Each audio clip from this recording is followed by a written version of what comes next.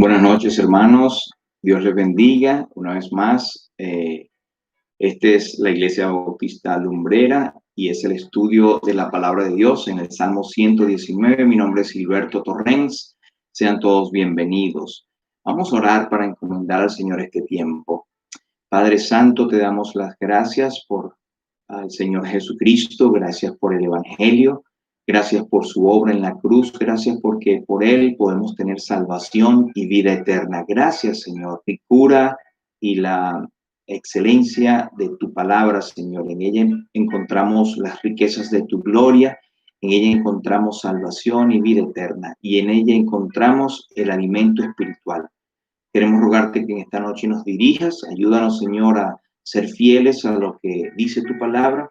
Guíanos, Señor, que podamos presentar a Cristo como aquel que murió en la cruz, que fue sepultado y resucitó al tercer día conforme a las Escrituras y que ofrece salvación y vida eterna.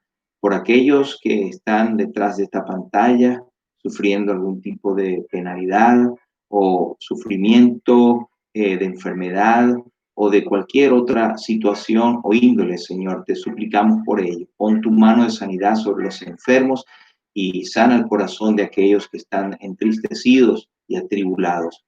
A ti sea la gloria, Señor. Te damos las gracias una vez más y dirígenos en el nombre de Jesús. Amén. Entonces tenemos el Salmo 119. Vamos por cada letra. El Salmo 119 está compuesto por 22 secciones o las 22 letras del alfabeto hebreo. Y vamos ya por la letra número 20. Ya estamos prácticamente por terminar. Cada letra procuramos hacerlos en 2 jueves, son 2 estudios. Y esta es entonces la primera parte de esta sección que consta de 8 versículos. La mayoría de las letras o las secciones del Salmo 122 constan de 8 versículos. Así que vamos a estar leyendo, por favor, abra su Biblia en el Salmo 119 y el versículo 153 en adelante. Salmo 119, el versículo 153 en adelante. Dice así la palabra de Dios. Resh, mira mi aflicción y líbrame, porque de tu ley no me he olvidado. Defiende mi causa y redímeme, vivifícame con tu palabra. Lejos está de los impíos la salvación, porque no buscan tus estatutos. Muchas son tus misericordias, oh Jehová. Vivifícame conforme a tus juicios. Muchos son los seguidores y mis enemigos. Muchos son mis perseguidores y mis enemigos, mas de tus testimonios no me he apartado. Veía a los prevaricadores y me disgustaba porque no guardaban tus palabras. Mira, oh Jehová, que amo tus mandamientos. Vivifícame conforme a tu misericordia. La suma de tu palabra es verdad y eterno es todo juicio de tu justicia. El Señor bendiga su palabra.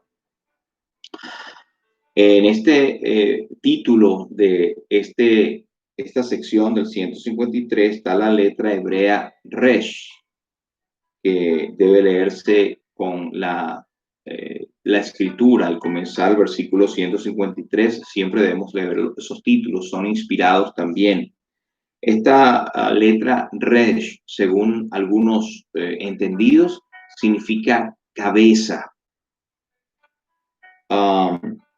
Y buscando el significado, generalmente encontramos el significado de este título inmerso en el Salmo, pero a veces es difícil, solamente podemos sugerir porque no estamos seguros de que sea así.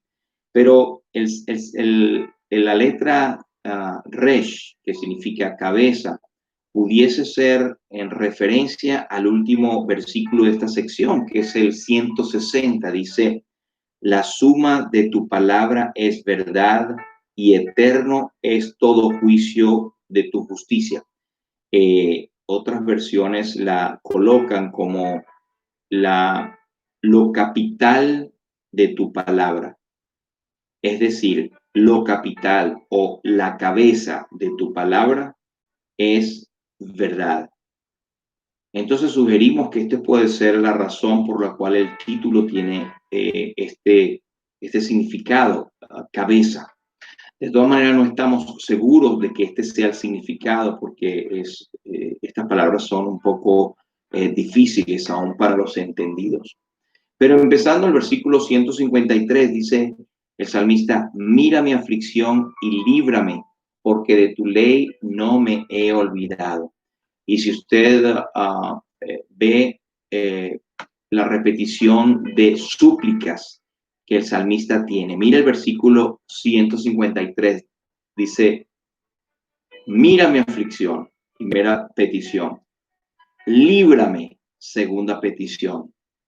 Versículo 154, defiende mi causa, tercera petición, redímeme, cuarta petición, vivifícame con tu palabra, quinta petición.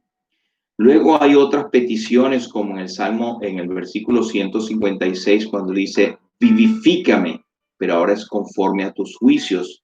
Pudiese ser una sexta petición. Y por último el 159, cuando dice vivifícame conforme a tu misericordia, pudiese ser la petición número 7, aunque algunos pudiesen englobarlo en diferentes características del ruego vivifícame, que también es muy válido. Entonces él empieza diciendo acá: mira mi aflicción y líbrame. Y hermanos, este salmo, como todos, puede ser nuestro.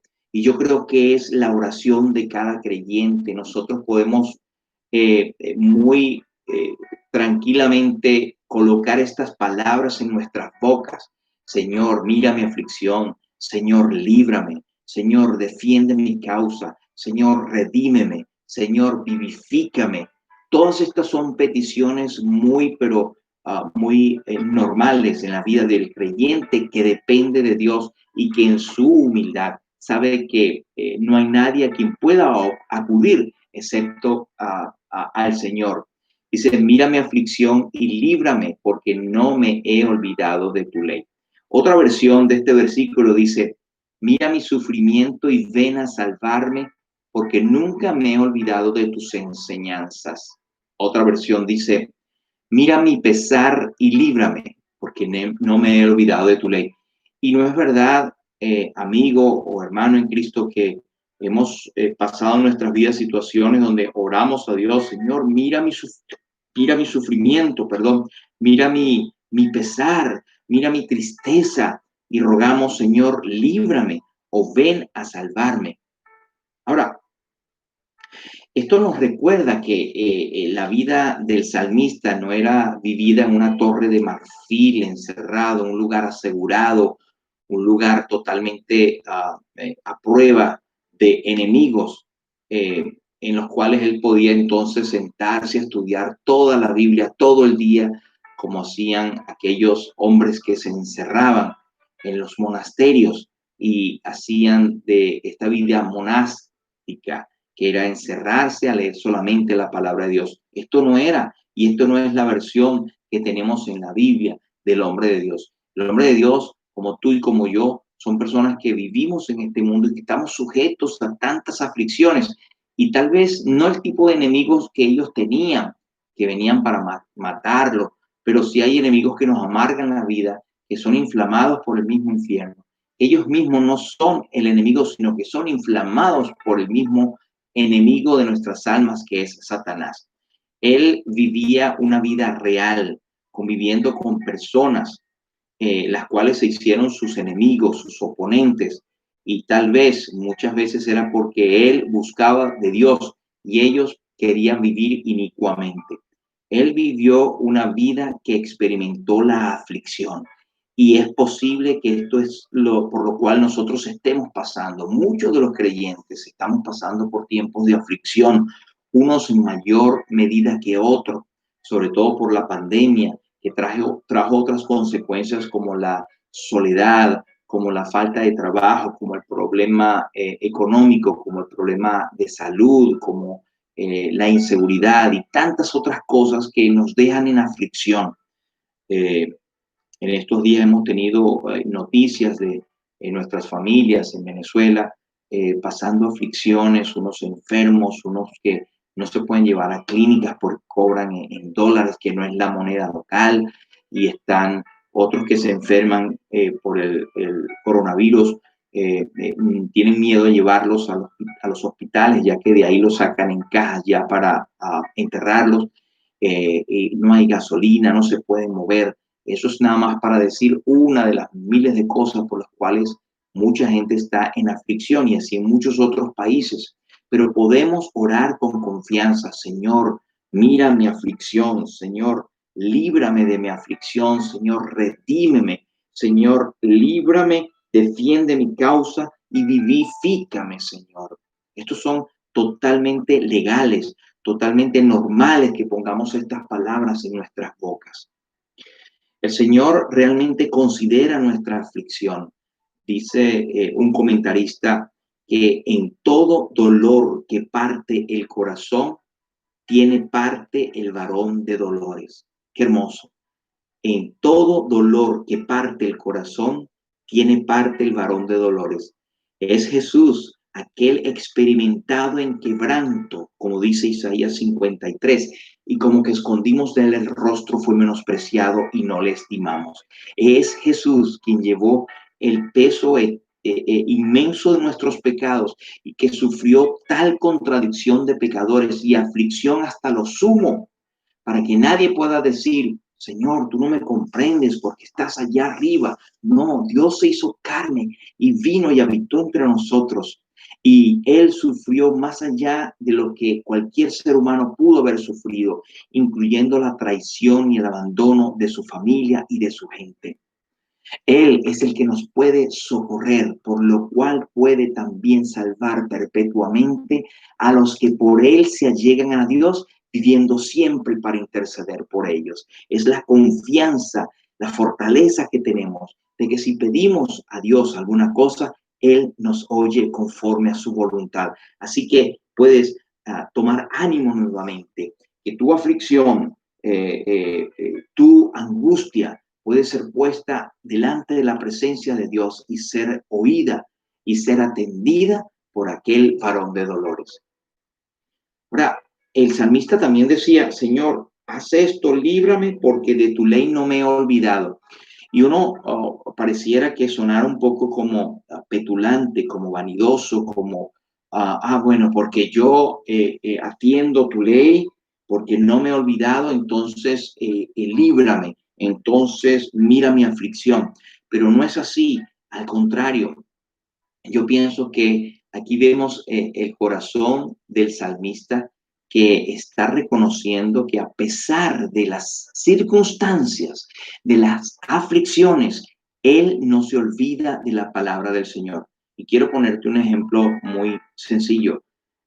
No es verdad que a ti o a mí nos haya pasado que en medio de la aflicción que estemos pasando, no hay la tendencia a olvidarnos de Dios, y que sea al último al cual acudimos en nuestras aflicciones. La gente por naturaleza tiende a olvidarse de Dios, y al último que busca es a Dios en medio de sus aflicciones. Entonces, esta es una lección que el salmista nos da cuando él dice: porque de tu ley no me he olvidado. Ojalá que siempre tengamos en cuenta que a pesar de todas las circunstancias que estemos viviendo, siempre tengamos en cuenta al Señor y a su palabra. Él viene a rescatar a los que no se olvidan de Él ni de su palabra. Ahora, el versículo 154 dice: defiende mi causa y redímeme, vivifícame con tu palabra. Quiero leer otras versiones que dice, por ejemplo, la Reina Valera actualizada, dice: aboga mi causa y redímeme, vivifícame con tu dicho. La Nueva Traducción Viviente dice: defiende mi caso, ponte de mi lado, protege mi vida como lo prometiste. Ahora, ya usted ha visto que la palabra defiende mi causa, aboga mi causa, defiende mi causa, son todos o vienen de una misma palabra hebrea, que es una palabra que tiene un término legal. Según los que saben, es la palabra ribá en hebreo, y es un verbo que habla de defensa legal. Se usa también en otras partes de la Biblia, como por ejemplo el Salmo 43:1, cuando dice: júzgame, oh Dios, y defiende mi causa. El mismo David lo utilizó en el Salmo 35. Dice: disputa, oh Jehová, con los que contra mí contienden. Um, el Salmo 43 dice: líbrame de gente impía y del hombre engañoso. El Salmo Isaías 51:22 también tiene esta misma palabra que habla de el abogado, el defensor. Dice: así dijo Jehová, tu Señor y tu Dios, el cual aboga por su pueblo. Yo soy vuestro consolador. ¿Quién eres tú para que tengas temor del hombre que es mortal y del hijo del hombre que es como heno? Ahora, el escritor pide que Dios sea su abogado y su vivificador. Defiende mi caso, ponte de mi lado, sé tú mi abogado. Y es que él sufría sobre sí mismo, le estaba cayendo graves acusaciones que habían sido lanzadas sobre él. Y a propósito, nos hace pensar de la palabra diablo. Diablo es la traducción de el acusador, y en Apocalipsis se le dice al diablo el acusador de los hermanos. Así que es bien apropiada estas palabras.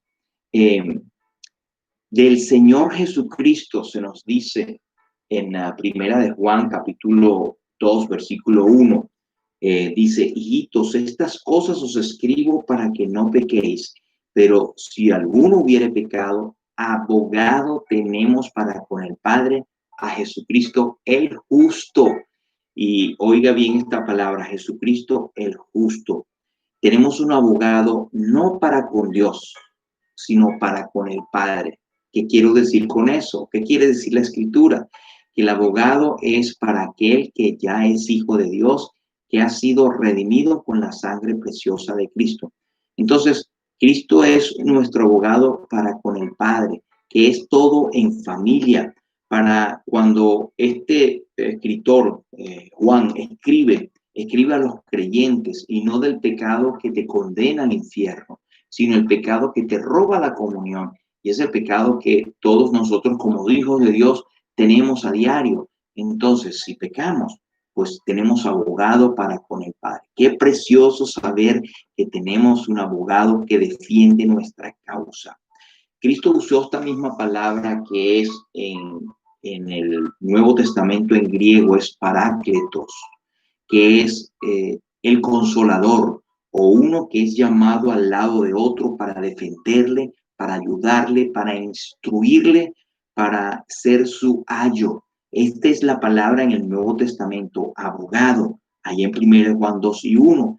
Y también cuando el Señor habla en Juan de que Él enviará otro consolador, uno que estará al lado para enseñar del Padre y enseñar lo de Él. Es el Paráclitos, el que está con nosotros. Entonces, tenemos esa tremenda bendición de que en cualquier momento de nuestras vidas, en la aflicción que tengamos, podemos accesar a Dios directamente a través de Jesucristo. Primera de Timoteo 2:5 dice: porque hay un solo Dios y un solo mediador entre Dios y los hombres, Jesucristo hombre, el cual se dio a sí mismo en rescate por todos nosotros. Me causó tristeza en estos días pensar en una persona que me preguntaba que ella prefería la iglesia católica porque tenía muchos más santos a quien pedirle. Y qué error, de verdad, y qué tristeza da el no conocer que no hay otro modo, en ningún otro hay salvación, porque no hay otro nombre debajo del cielo dado a los hombres en el cual podamos ser salvos. Es a través de Jesucristo, el único abogado. Allá en el cielo intercede por mí. 54 dice, vivifícame con tu palabra. Y esto nos hace pensar que el ser vivificado es conforme a la palabra. El concepto de ser vivificados tanto de forma corporal como personal es bíblica. Las iglesias pueden ser vivificadas. Esos grandes avivamientos que hubo, que hemos oído en la antigüedad y en los 2 siglos pasados, que hubo avivamiento, ese avivamiento es con la palabra de Dios. Así que no hay un avivamiento, si tú oyes por ahí un avivamiento, porque hubo cánticos o porque hubo alguien que está profetizando de una manera específica, si no es de acuerdo a la palabra de Dios y si no está aquí, entonces hay que cuestionarlo. ¿Es esto conforme a la palabra de Dios? Él dice, vivifícame con tu palabra. Spurgeon decía, conforme a tu palabra, qué poderosa defensa es esta. Ninguna arma en todos los arsenales puede igualarlo. Versículo 155. Lejos está de los impíos la salvación, porque no buscan tus estatutos. Otra versión dice, los malvados están lejos de la salvación porque ellos no buscan tus decretos.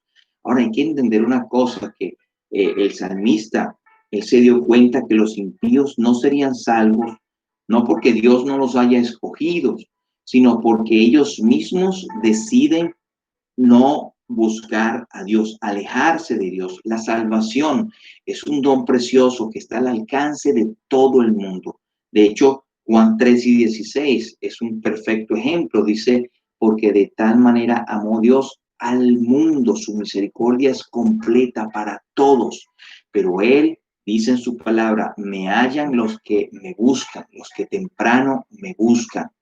El apóstol Pablo hablaba de estos precisamente que no heredarán el reino de los cielos en Gálatas capítulo 5, versículo 19 al 21, cuando dice, y manifiestas son las obras de la carne, que son adulterio, fornicación, inmundicia, lascivia, idolatría, hechicerías, enemistades, pleitos, celos y amonesto. Como ya os lo he dicho antes, que los que practican tales cosas no heredarán el reino de Dios. Hay gente que practica estas cosas, automáticamente está alejándose de Dios y como dice este versículo, lejos está de los impíos la salvación porque ellos mismos no buscan, rechazan a aquel que puede salvarles.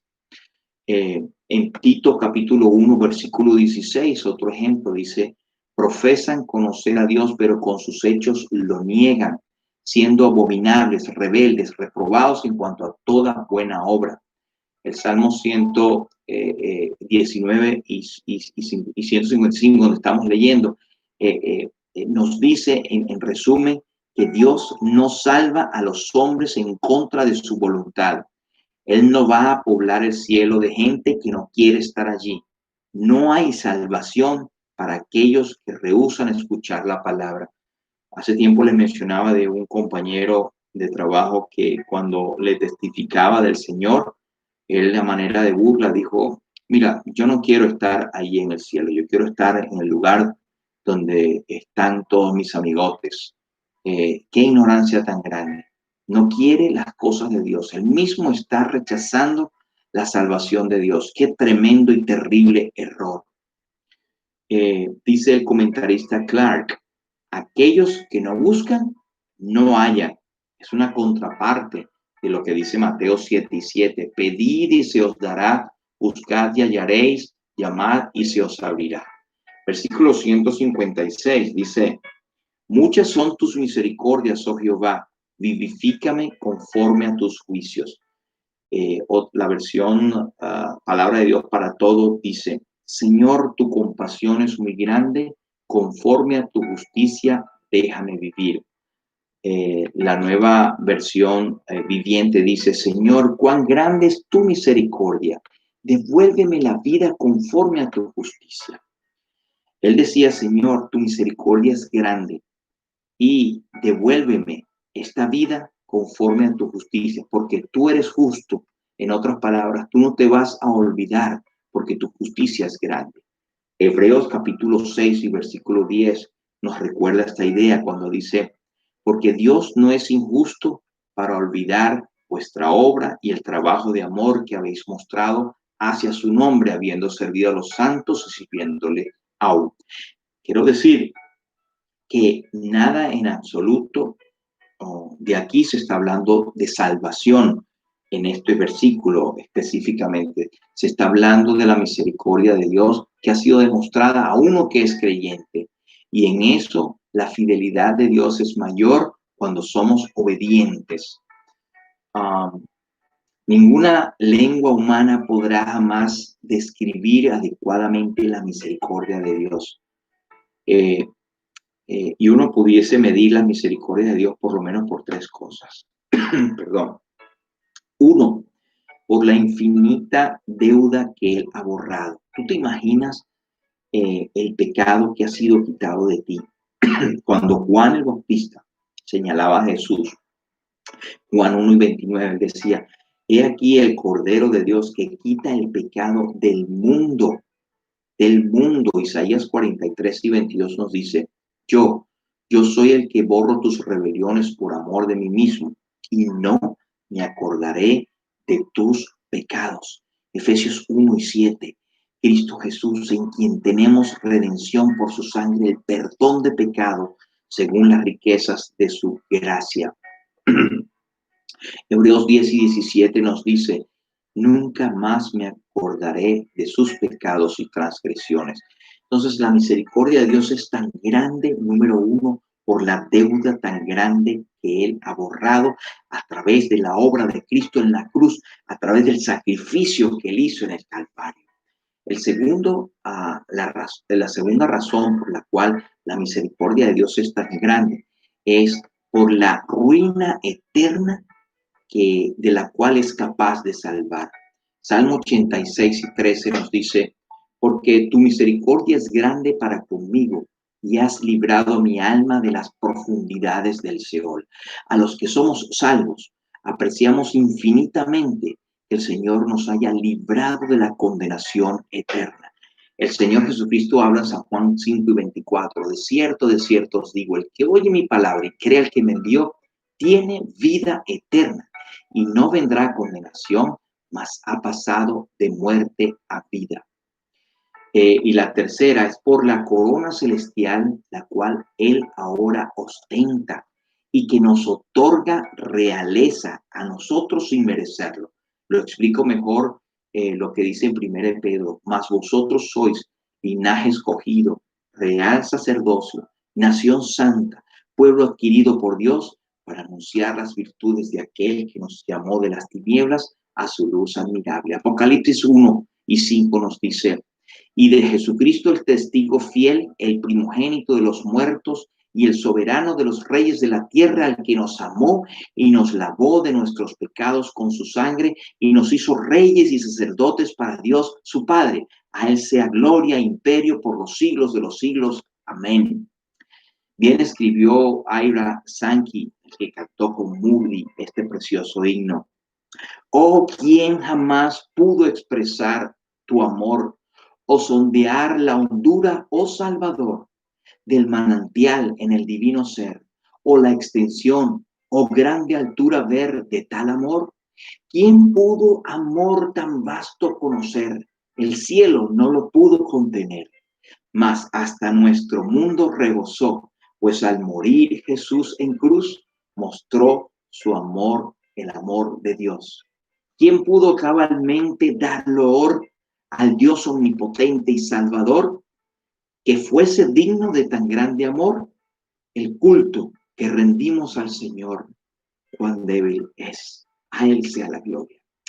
Padre, te damos gracias, Señor, porque tu amor es infinito, tu misericordia es inalcanzable, es insondable.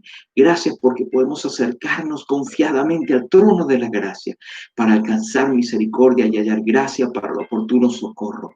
Gracias, Señor, porque podemos clamar, Señor, defiende mi causa, porque Él es nuestro abogado.